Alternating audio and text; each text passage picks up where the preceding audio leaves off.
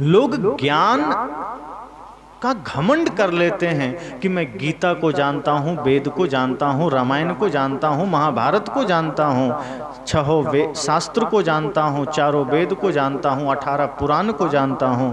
पर साहब कहते हैं उसमें निहित जो तत्व ज्ञान है, आत्मज्ञान है, जो आदर्श है, व्यक्ति उससे अनभिज्ञ रहता है, उससे अनजान रहता है। इसलिए वो उस गधे के समान है जो पीठ पर चंदन को लाद के चलता है। साहब कहते हैं गधा मत बनिए, अर्थात मंद बुद्धि बन के मत घूमिए। वो पंडितों से कहते हैं कि तुम्हें लगता है कि तुम शास्त्रों के ज्ञाता हो, तुम्हें लगता है कि तुम वेद के ज्ञाता हो, पर तुम तो कुछ नहीं जानते। जिसने स्वयं को ही ना जाना वो क्या जाना, कुछ नहीं जाना।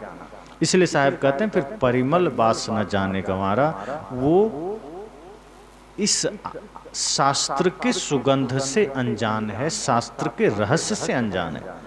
कहीं कबीर खोजे असमाना।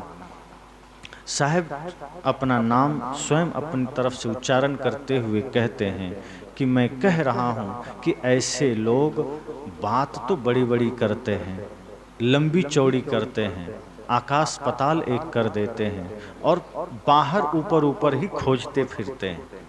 उस तत्व को, उस ज्ञान को वो बाहर खोजते हैं, बाहर दौड़ते हैं, पर सो न मिला जो जाए अभिमाना। जो मिथ्या अभिमान में पड़ा है, जो देहाभिमान में पड़ा है, ज्ञान के अभिमान में पड़ा है, ध्यान के अभिमान में पड़ा है, वो परम तत्व से, परम सत्य से अनजान है। अब आप देखिए कि अभिमान किस किस चीज का होता है।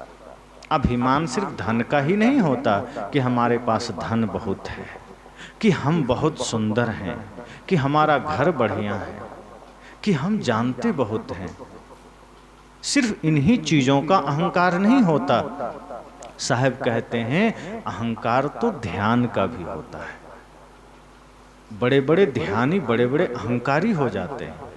अहंकार तो ज्ञान का भी होता है, अहंकार तो भक्ति का भी होता है। साहब कहते हैं इसका मतलब यही हुआ कि उसने ज्ञान को पीठ पर लादा है, इसलिए वो ध्यान का अहंकार कर बैठा। उसने ज्ञान को पीठ पर लादा है, इसलिए उसने भक्ति का अहंकार कर बैठा।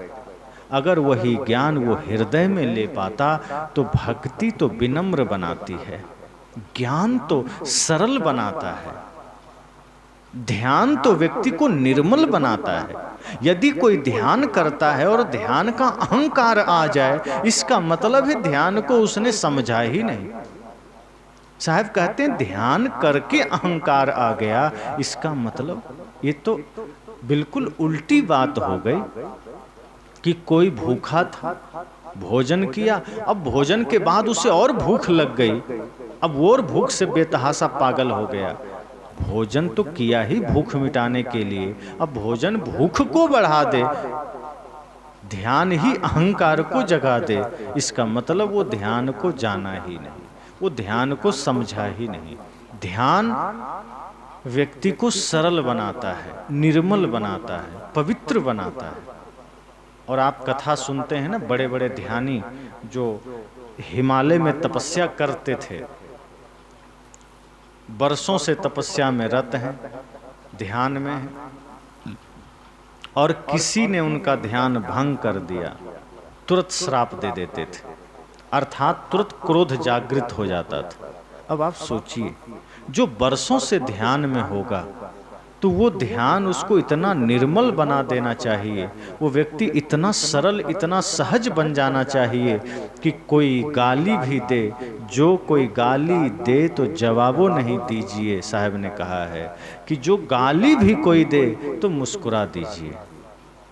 संत का लक्षण, जिसके भीतर ध्यान घटित हो जाएगा, उसका लक्षण ही यही है कि अगर कोई गाली भी आप पर फेंकता है तो आप बदले में मीठे वचन फेंकिए, मुस्कुराहट दीजिए। साहब कहते हैं ध्यान अगर जीवन में घटित हो गया, और मैं उसे ही सच्चा ध्यानी कहूँगा जिसके चेहरे पर अपमान के बाद भी थोड़ा सा सिकन ना आए, कोई अपमान भी कर दे, कोई अपशब्द भी बोल दे, कोई निंदा भी कर दे और उसके चेहरे पर थोड़ी सी भी सिकन न आए, बुद्ध यही शिक्षा देकर गए। सदगुरु कबीर यही बात यहाँ कह रहे हैं कि जो मिथ्या अभिमान हम कर बैठते हैं, सिर्फ रूप का ही नहीं, धन का ही नहीं, पद का ही नहीं, ज्ञान का भी, ध्यान का भी, भक्ति का भी, सत्संग का भी और दान का भी। कहते हैं अहंकार जब हम किसी भी चीज का कर लेते हैं तो उन चीजों से हम बहुत दूर हो जाते हैं। हम अगर धन का भी घमंड करते हैं तो धन से हम दूर हो जाते हैं। धन होता तो पास में है लेकिन वो होता ही नहीं है, क्योंकि वक्त पर वो काम नहीं आता। जब हम ध्यान का अहंकार कर लेते हैं तो ध्यान से हम दूर हो जाते हैं, फिर ध्यान हमारे पास नहीं होता। ध्यान की चर्चा मैं और किसी दिन बढ़िया से करूंगा, चूंकि ध्यान जीवन का प्राण है और ध्यान को अन्य मत पंथ में बहुत उलझाया गया है। ऐसा उलझा दिया गया, कई लोग उसको इस तरह से बता दिए कि यम, नियम, ध्यान, धारणा, प्रत्याहार, समाधि, दुनिया भर की जो चीजें हैं, जब तक तुम इन चीजों की पंक्तिबद्ध पालन नहीं कर लेते, इन चीजों पर विजय नहीं प्राप्त कर लेते, मन का अर्थात जो माला है उसका जाप नहीं कर लेते, ज्योति बिंदु को नहीं समझ लेते, सहस्त्रार को नहीं समझ लेते, मूलाधार, स्वादिष्ठान, मणिपुर, अनाहत, विशुद्धि, आज्ञा चक्र से लेकर सहस्त्रार की चर्चा करके वो जीव को उलझा देते हैं, अर्थात कोई ध्यान करने का साहस ही न जुटाए। और साहब, मैंने कल कहा था कि साहब ध्यान को सरल बना देते हैं। और एक लाइन में अगर हम कहें तो ध्यान का अर्थ होता है 2400 घंटे होश में जीना। तो इस पर हम आगे और चर्चा करेंगे। आज ये जो साहब कह रहे हैं कि कहीं कबीर खोजे आसमाना, कि जो लोग मिथ्या अभिमान में, ज्ञान के मिथ्या अभिमान में, शास्त्र के मिथ्या अभिमान में जो बाहर खोजे चला जा रहा है वो नहीं पा सकता, क्योंकि वो अभिमान में खोज रहा है। और अभिमान में जब अभिमान शब्द आ गया मतलब वो मिथ्या ही होगा, हकीकत हो नहीं सकता। अभिमान का मतलब ही है जो है नहीं और उसका घमंड करना। और फिर अभिमान तो विकार ही है, और जब जीवन में विकार आ जाते हैं, जीवन में मल आ जाए, विकार आ जाए, गंदगी आ जाए, तो फिर सत्य से हम दूर हो जाते हैं, ध्यान से दूर हो जाते हैं। सदगुरु कबीर हमें कहते हैं कि ध्यान, सत्य, भक्ति, सेवा, ये ऐसी निर्मल चीजें हैं जो सही रूप में हृदय में जागृत हो जाए तो व्यक्ति से ज्यादा पावन कोई नहीं होता, उस व्यक्ति से ज्यादा दिव्य कोई नहीं होता।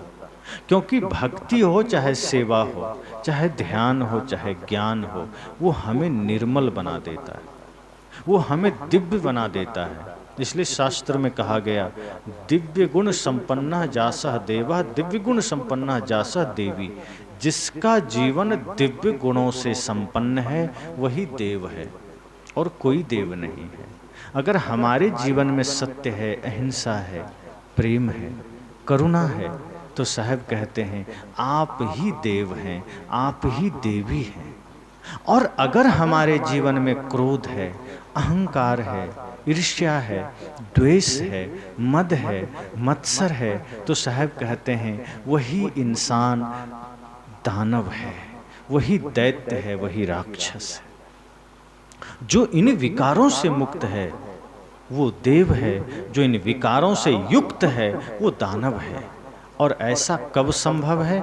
जब इस बात को हम अपने ऊपर हावी न होने दें, कि ज्ञान का अहंकार न कर बैठे, शास्त्र को पीठ पर लाद के न चलें, शास्त्र को हृदय में धारण करें, ज्ञान हृदय में उतारें। ज्ञान का जगह यहाँ नहीं है, यहाँ दूसरों के लिए होता है। मस्तिष्क में जो ज्ञान होते हैं वो दूसरों के लिए होते हैं, उसे हम धीरे धीरे यहाँ उतरने दें हृदय में। जब ज्ञान हृदय में उतर आता है तो व्यक्ति प्रेमी बन जाता है, व्यक्ति साधक बन जाता है, भक्त बन जाता है सही मायने में।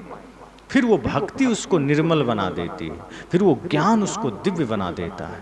तो हम कोशिश करें कि जो ज्ञान हमारा यहाँ है वो धीरे धीरे हमारे हृदय में आ जाए और जो ज्ञान हृदय में आ जाता है वो हमारे जीवन को दिव्य बना देता है। तो सद्गुरु कबीर इस रमैनी के माध्यम से हमें बहुत ही सहज सरल शब्दों में जीवन के महत्वपूर्ण पहलुओं पर एक सुंदर विचार प्रस्तुत करते हैं और कहते हैं कि जो विवेकहीन है, जो मूढ़ है, मंद बुद्धि है, उसके लिए शास्त्र भी निरर्थक है, उसके लिए वेद भी बेकार है, गीता भी बेकार है। आपको भूख लग जाए, अभी बहुत तेज भूख लग जाए और मैं एक कागज में लिख दूं दाल चावल भात खीर पूड़ी और सबको बांट दूं, लीजिए खा लीजिए, आप कहेंगे क्या मजाक है, ये तो कागज में लिखा है, इससे कहीं भूख मिटेगी? भूख तो तब मिटेगी जब थाली में सब ये सही में हकीकत में सामने आएगा, तब मिटेगी ना। कागज से तो भूख नहीं मिटेगी। ये शास्त्र कागज ही तो है, हमने सामने रख लिया, हमने पीठ पर रख लिया, हमने दिमाग में रख लिया और हम सोच रहे हैं हमारे जीवन का दुख मिट जाएगा। हमने शास्त्र को वैसा ही किया है जैसा अभी हमने आपको कहा कि जैसे सिर में दर्द है और सिर दर्द की गोलियां डॉक्टर आपको दे, ले जाइए इसको खा लीजिए, और हम क्या करें, सिर दर्द की गोली को पोटली में बांध करके सिर पर रख के बैठ जाएं, तो सिर दर्द ठीक हो जाएगा? बढ़ता चला जाएगा, ठीक नहीं होगा।